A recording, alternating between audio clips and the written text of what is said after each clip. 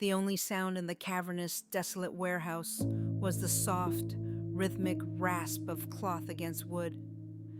In the dim light filtering through the dust-caked kangoji, Yumzeng, a man whose face was a map of forgotten ambitions, bent over a single exquisite object, a wooden scale. Its surface, a deep, burnished ebony, reflected the flicker of a single oil lamp, mirroring the haunted light in his vacant eyes. Once, the scale had weighed his fortune, bringing him unimaginable wealth. Now it weighed only his solitude, his endless, desperate task. He polished and polished, as if seeking an answer in the grain of the dark wood, a memory of how a man could rise so high, only to fall so utterly. His lips moved, whispering words no living soul could hear. How had he come to this, a prisoner of his own success?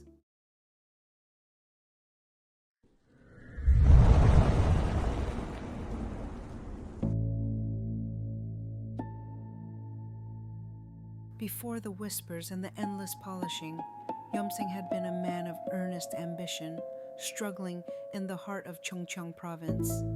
He was a man in his early 30s, lean with a hopeful, if weary face, his black hair neatly tied into a sangtu.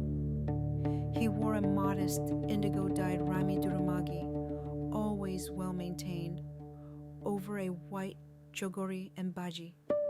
His inheritance, a salt merchant's business, was a shell of its former self, its warehouse crumbling, its name barely remembered. Each day he watched his gentle Anne, a kind woman in her late 20s, her dark hair in a neat braid with a simple bignot, trying to make ends meet in their humble hanog. He yearned to provide, to restore his family's standing, but his father's luckless legacy clung to him like a shroud, and the stacks of unsold salt in the dusty warehouse grew no smaller. One sweltering afternoon, determined to shake off the oppressive weight of his inheritance, Yumseng plunged into the derelict warehouse. Dust motes danced in the slivers of sunlight, illuminating forgotten corners. He cleared away generations of grime, cobwebs, and decaying sacks. Deep within a shadowed recess, beneath a pile of moldering manifests, his hand brushed against something smooth, hard, and unexpectedly cold. He pulled it free, a weighing scale, unlike any he had ever seen. Carved from a single piece of dark, lustrous wood, it depicted swirling clouds and ancient, unreadable symbols. Its balance beam was perfectly straight, its pans exquisitely wrought. It felt ancient, powerful. That evening, using it to measure a meager sack of salt, he felt an uncanny rightness in his balance.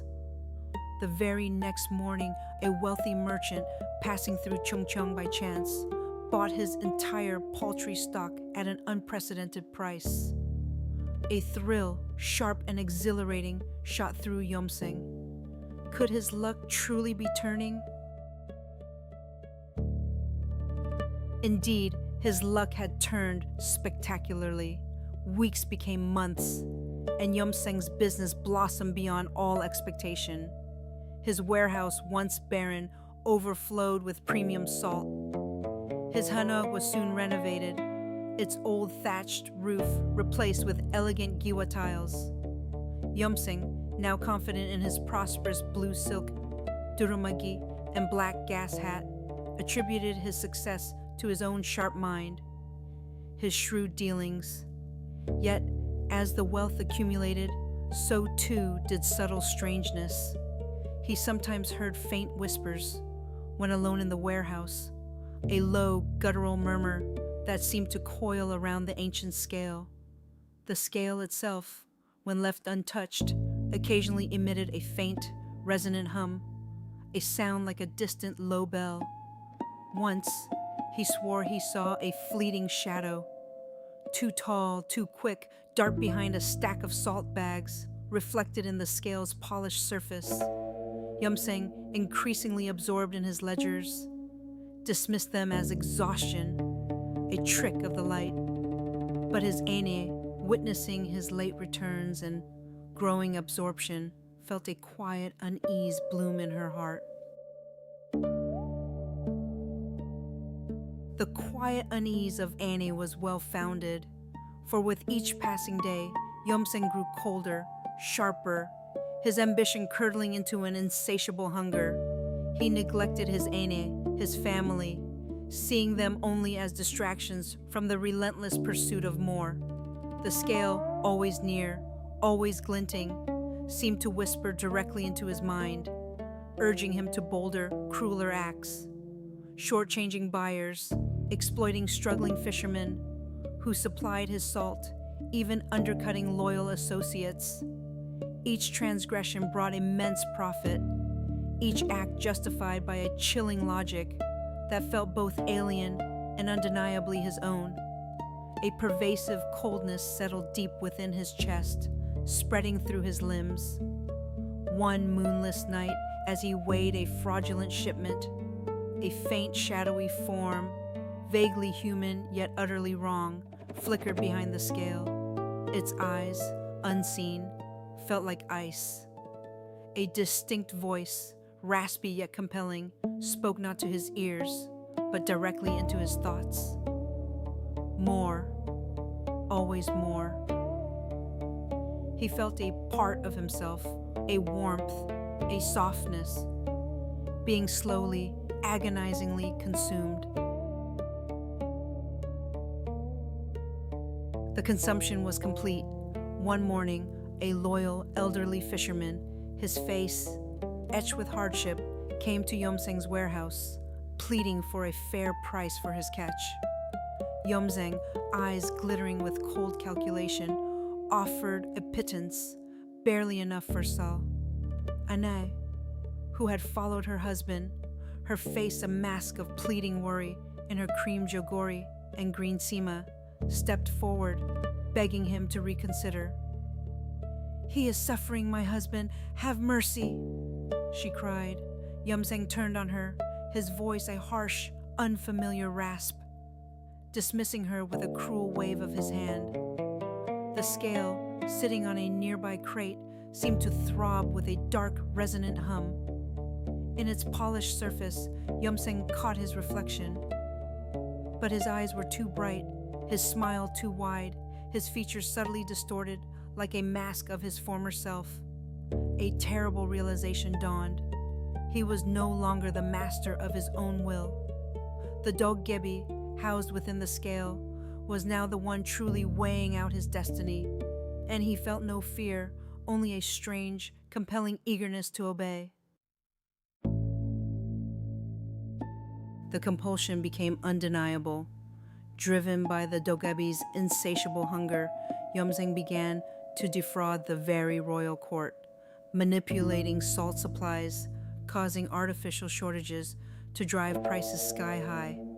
Rumors of his cruel dealings and unnatural luck spread like wildfire. One fateful dusk, as a furious mob gathered outside his lavishly renovated hanok, ready to demand justice, Annie confronted him in the anbang. "This madness must end," she pleaded, desperately trying to snatch the scale from his grasp. "This thing, it is destroying you." As her fingers touched the ancient wood, the scale flared with an unholy green light. The temperature plummeted. A guttural growl, not from Yumseng, but from within him, filled the room. The shadows lengthened and twisted into grotesque forms, coiling around the walls. The scale levitated, spinning wildly, and a dark, swirling void opened within its polished surface, revealing two pinpricks of burning red light. The Dokkaebi, fully manifest, stretched out from the void, a terrifying, amorphous entity of shadow and hunger. It shrieked a demand, echoing in Yumseng's mind, "Choose your soul or her life." He looked at his terrified Annie, then at the scale, his features contorted in a silent, agonizing struggle. But the choice was already made, etched in the coldness of his heart. With a horrifying, alien scream that tore from his own throat, he pushed Ine toward the swirling darkness. The scream that followed Yomseng's monstrous act was not human, nor did it seem to end. When the dawn finally broke, painting the sky in hues of false hope, the mob found the Grand Hanog empty, no trace of Ane or Yomseng or the immense wealth that had once flowed through the house. Only a lingering, unnatural chill and the faint, acrid smell of burnt wood. Yomseng, however, was not gone. He was merely moved, a puppet on invisible strings, back to the dilapidated warehouse of his father, the one that had held the scale all along. His wealth had vanished as swiftly as it had appeared, his name now synonymous with betrayal and ruin. His mind, once sharp, was now a fractured wasteland. He was a man consumed, his soul hollowed out, leaving only the endless, obsessive task of polishing the dark, silent scale. It was his master, his jailer, the unholy testament to the greed that had devoured him whole. He looked at nothing, saw nothing, but the dull gleam on the wood and the faint cold pulse that still emanated from its heart. And so, Yomseng remains, a monument to avarice, a husk tethered to a cursed object. The rhythmic rasp of his polishing cloth continues, day after day, year after year, the only sound in his lonely vigil. The Dokkaebi, satiated for a time, perhaps merely sleeps within the polished wood, waiting for another ambitious hand to touch its surface, another greedy heart to whisper desires, another soul to devour. For the scale still sits there, glinting in the perpetual twilight of the warehouse, a dark mirror reflecting the price of unchecked ambition. And though the story of Yomseng is old, the cold truth it carries echoes still. Some fortunes come at a cost no man can truly bear, and some desires, once unleashed, will never be sated.